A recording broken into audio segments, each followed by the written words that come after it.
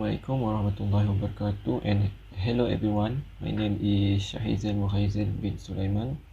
So in this video, I'm going to conduct an experiment to explain about the heat conduction. Before that, I'm going to explain the heat transfer mechanism.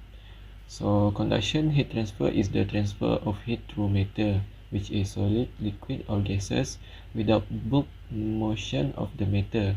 In other words, conduction is the transfer of energy from the more energetic to less energetic particles of substance due to interaction between the particles. The apparatus used in this experiment is water, a candle, and two balloons. Next is for the experimental method. For the first experiment, you will need to blow up one of your balloons to a decent size, not too small or not too large. Next is light your candle with a match or lighter, then hold the balloon an inch or two above the candle until it pops.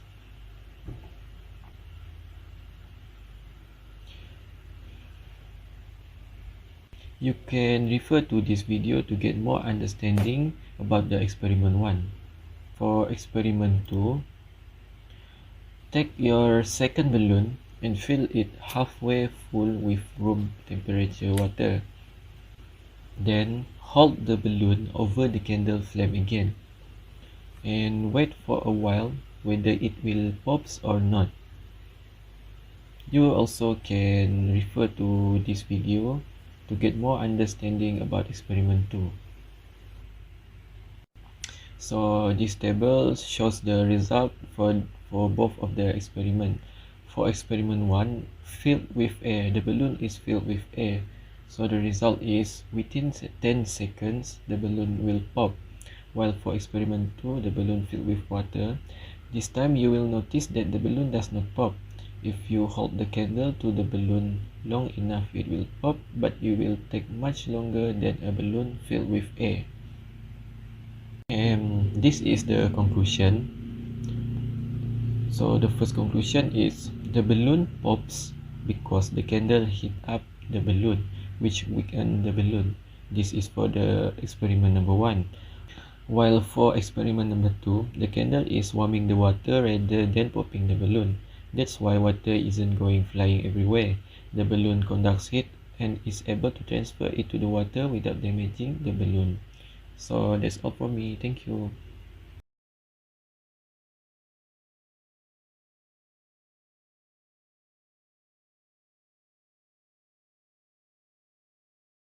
And Assalamualaikum, my name is Muhammad Syakir bin Muhammad HANAPI. My metric number is 8190016.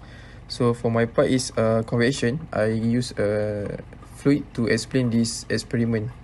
So there's two different glasses, which is the green one is cold water and the color one is hot water.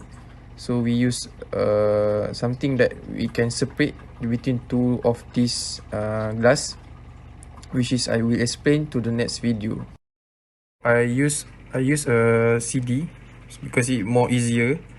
So we speed up and turn it down and make sure we can see that the color is the hot color water is rising upwards, and this happens because the hot water is less dense than the cold water, and this is known as the convection of heat transfer. So as we know that convection is the transfer of heat through fluids, gases or fluids. And so for this experiment, I use as a fluids from a warmer spot to a cooler spot. So we just now saw the convection current was moving upwards. So we can know that the difference between the conduction and convection is the motion of a material carrier, which is convection is the movement of thermal energy by moving hot fluid, as opposed to making other material hot by wiggling atoms. So usually these motions occurs as a result of differences in density, and warmer particles are less dense. So particles with higher temperature will move to regions where the temperature is cooler, and the particles with lower temperature will move to areas of high.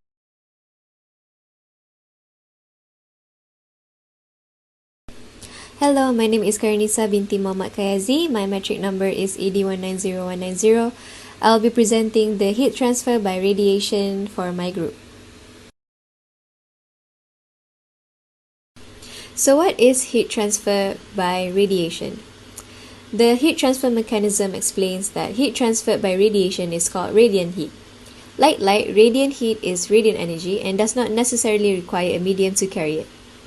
This form of energy transfer is facilitated through a type of electromagnetic radiation. All moving charged particles emit electromagnetic radiation. Heat is transferred indirectly without touching anything via electromagnetic waves such as microwaves. There were only two apparatus used in this simple experiment, which is one packet of microwavable popcorn as well as a microwave. An experiment of heat transfer by radiation. For this experiment, we only require two items, a microwavable popcorn and a microwave. Be sure to read the instructions provided on the box. The popcorn bag contains two sides. Make sure the sides are placed correctly. As we can see, the popcorn bag is completely flat before being put into the microwave. Switch on the microwave and just simply put in the bag into the microwave. Make sure the side facing upwards is correct. Set the timer to 3 minutes and start. In the duration of 3 minutes, observe the bag of the popcorn.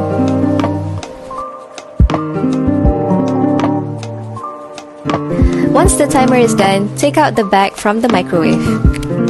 Be sure to handle it properly as the bag is hot. Open the bag of the popcorn and observe the kernels.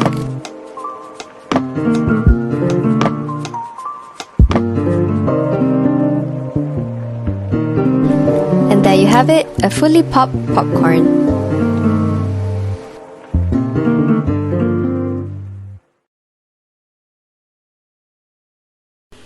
For the results of this experiment, the popcorn bag expands as it is heated by the radiation in the microwave. The kernels are heated by the radiation in the microwave, giving off more heat to the kernels surrounding them. Last but not least, for the conclusion of this experiment, invisible microwaves excite water molecules inside the kernels.